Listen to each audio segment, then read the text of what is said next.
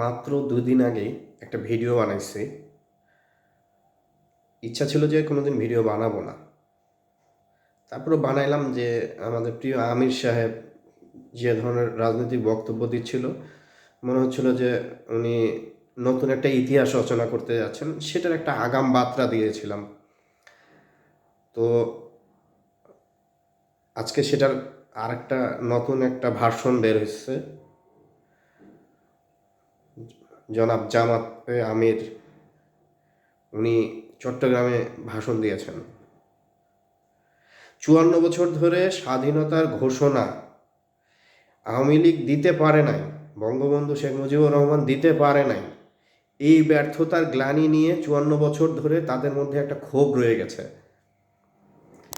বঙ্গবন্ধু শেখ মুজিবুর রহমান স্বাধীনতার বাংলাদেশের মুক্তিযুদ্ধের একজন অগ্রণী সৈনিক,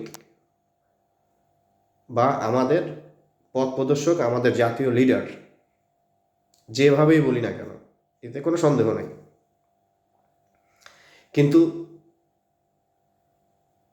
শেষ মুহূর্তে যেই স্বাধীনতার ঘোষণাটা দরকার ছিল, যেই মুহূর্তটাতে স্বাধীনতার ঘোষণাটা দরকার ছিল, ঠিক সেই মুহূর্তটাতে স্বাধীনতার ঘোষণাটা দিয়েছিলেন শহীদ প্রেসিডেন্ট জিয়াউর রহমান কালুরঘাট বেতার কেন্দ্র থেকে। আজকে জামাতে আমির সেই কাজটি করলেন। আমি যেটা 2 দিন আগেই বলছি যে উনি স্বাধীনতার নতুন ইতিহাস রচনা করতেছেন। উনি আজকে ঘোষণা দিয়ে দিলেন, স্বাধীনতার ঘোষণা কালুরঘাট বেতার কেন্দ্র থেকে ঘোষণা দিয়েছিলেন কর্নেল ওলি। ওয়াও, নতুন একটা ইতিহাস। আগামী 54 বছর ধরে এখন তাহলে কি জামাত এই স্বাধীনতার ঘোষণা নিয়ে নতুন রাজনীতি করবে?